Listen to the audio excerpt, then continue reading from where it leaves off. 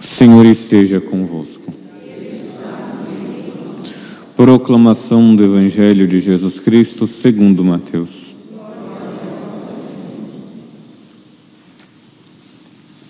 Naquele tempo, disse Jesus aos seus discípulos: o discípulo não está acima do mestre, nem o servo acima do seu senhor. Para o discípulo basta ser como seu mestre, e para o servo ser como seu senhor. Se ao dono da casa eles chamarem de Belzebu, quanto mais aos seus familiares. Não tenhais medo deles, pois nada há de encoberto que não seja revelado, e nada há de escondido que não seja conhecido. O que vos digo na escuridão, dizei à luz do dia. O que escutai ao pé do ouvido, proclamai-o sobre os telhados. Não tenhais medo daqueles que matam o corpo, mas não podem matar a alma. Pelo contrário, temei aquele que a alma e o corpo. Não se vende 2 pardais por algumas moedas? No entanto, nenhum deles cai no chão, sem o consentimento do vosso Pai. Quanto a vós, até os cabelos da cabeça estão todos contados. Não tenhais medo. Vós valeis mais do que muitos pardais. Portanto, todo aquele que se declara ao meu favor diante dos homens, também eu me declararei em favor dele, diante de meu Pai que está nos céus. Aquele, porém, que me negar diante dos homens, também eu o negarei diante do meu Pai que está nos céus. Palavra da salvação.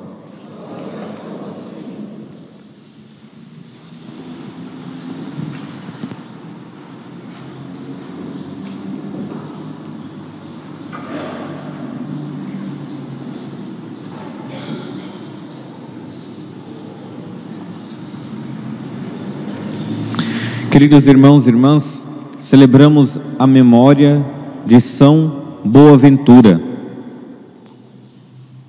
o grande Boaventura, doutor da Igreja.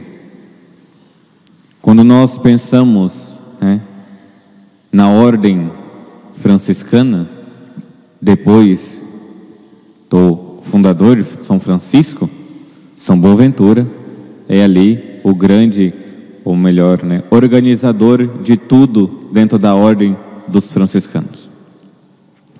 São Boaventura viveu no século XIII e a sua vida está muito marcada com o amor caridoso, quase redundante, o amor caridoso, mas no mundo onde amor, a gente coloca como vários significados, o amor caridoso de Cristo para com a sua criatura, mas também ali a configuração da criatura, aquele amor de Cristo.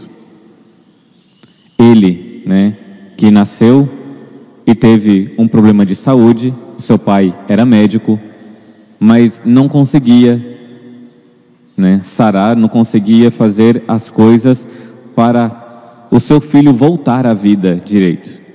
Ele estava doente, mas seu pai não conseguia. Sua mãe, piedosa, São Francisco, tinha sido beatificado na época, e ali ela foi, levou o filho entregou a São Francisco, a intercessão de São Francisco, e o menino ficou curado. Vejam a grande ligação já que Boaventura teve com a ordem dos franciscanos. E aqui nós já vemos uma coisa: nós precisamos recomendar os nossos a algum santo de devoção. Em uma cultura onde pais superiores ficam praguejando os seus filhos, aquelas pessoas que são submetidas a eles, a igreja sempre recomendou que nós colocássemos aqueles que são, de uma certa forma, estão aos nossos cuidados, nós entregamos aos santos. Seja para uma questão de saúde, seja principalmente para a sua própria salvação. Por isso, no batismo, nós podemos fazer a consagração à Nossa Senhora, entregando aquela criança nas mãos dela, para que ela ajude. Então, a mãe de Boaventura entregou o menino, levou, pedindo a intercessão de São Francisco, e ele ficou curado. Após isso, ele continuou a sua vida, depois foi para Paris estudar, entrou na ordem dos franciscanos, mas ele entrou com um desejo, e Bento XVI, em uma das catequeses falando sobre São Boaventura, ele pergunta, mas por que entrar na ordem dos franciscanos? E São Boaventura responde a um dos confrades na época ainda: porque foi ali que eu encontrei um certo testemunho de Cristo, como a igreja primitiva que estavam ali testemunhando Cristo, o ardor missionário, ele via nos franciscanos aquele total abandono a Deus, aquele total amor a Cristo e dependendo somente dele. Ele fala: por isso eu entrei na ordem dos franciscanos. E aí nós vamos lembrar aquela frase de São Paulo: o amor de Cristo nos impele. Ele que via nos frades Cristo, e foi isso que nós, todas as vezes que nós lembramos de São Francisco, de que ele quis se configurar ao Cristo, ele que não era sacerdote, mas configurou ao ponto de receber os estigmas. Ele se configurou a Cristo. São Boaventura também queria fazer isso. Vejam de que ele observava muito bem o amor de Cristo. E dentro dessa observância ao amor de Cristo, nós poderíamos observar duas coisas. Primeiro, o quanto amor Cristo se entregou por nós. Porque nós não iremos entregar a nossa vida se nós não tivermos isto na nossa cabeça e no nosso coração. Só ama aquele que de fato se conhece ser amado. Só vai entregar a sua vida aquele que sabe que alguém entregou a vida por ele. Então, os franciscanos, com São Francisco, ali, São Boaventura, observavam muito bem Cristo que criou todas as coisas e nos amou. O amor de Cristo nos impele. Porque depois que ele entrou na ordem, foi estudar e ali desenvolveu vários escritos que ajudou toda a igreja e ajudou toda a ordem franciscana. Tudo isso era para fazer uma única coisa: para amar a Cristo. Toda a reforma, ou melhor, todo o ordenamento da ordem dos franciscanos que São Boaventura organizou era por amor a Cristo. Porque ele queria se configurar, ele tinha como o centro da sua vida o Cristo. Não tinha a outra coisa, tudo era por Cristo. E Cristo crucificado. No início do cristianismo, ele dizia que as pessoas queriam se afeiçoar ao Cristo e se entregava por amor a Ele. Lembremos, os apóstolos deixaram tudo. Os franciscanos, quando viam São Francisco, queriam também deixar tudo. Mas na verdade não era só deixar tudo, eles queriam receber o tudo e ter o tudo para a vida ali, o Cristo. Vejam de que esses dois pontos: o primeiro, eu reconheço que eu sou amado, que eu tenho um centro que não sou eu na minha vida, é Cristo. E o outro ponto, de que daquele centro eu sou chamado a amar e entregar a minha vida. Eu sou chamado a fazer as coisas por amor a Cristo. Eu sou chamado a ser uma pequena fagulha do amor de Deus na terra. Quando nós pensamos dessa forma, nós fazendo o nosso exame de consciência, nós observamos que muitas vezes nós fazemos as coisas por amor próprio ou por amor interesseiro para as pessoas.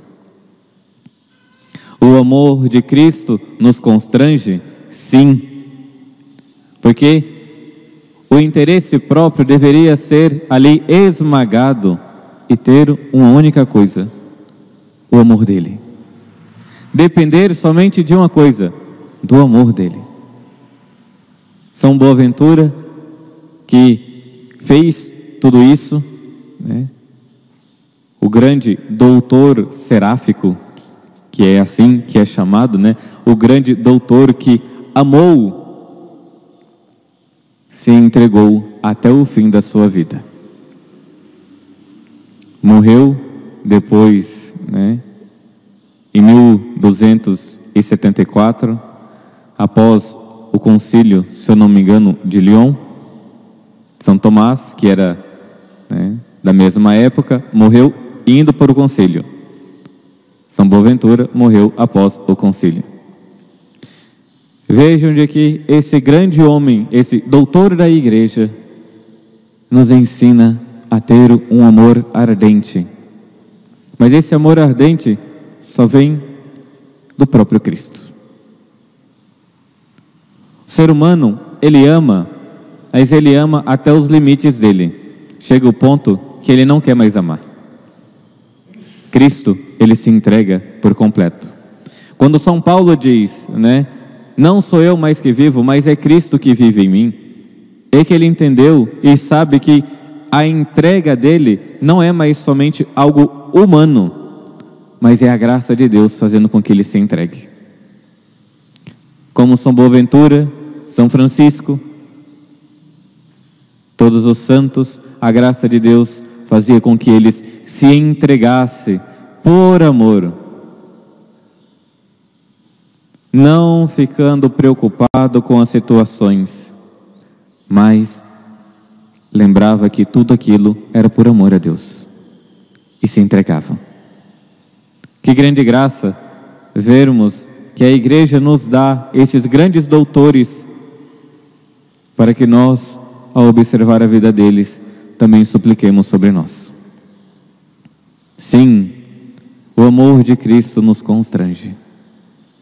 Supliquemos, reconhecemos o nosso nada, reconhecemos o nada que nós somos enquanto criaturas, mas com grande graça Deus quer nos encher com seu Espírito Santo e fazer com que nós sejamos semelhantes a Ele.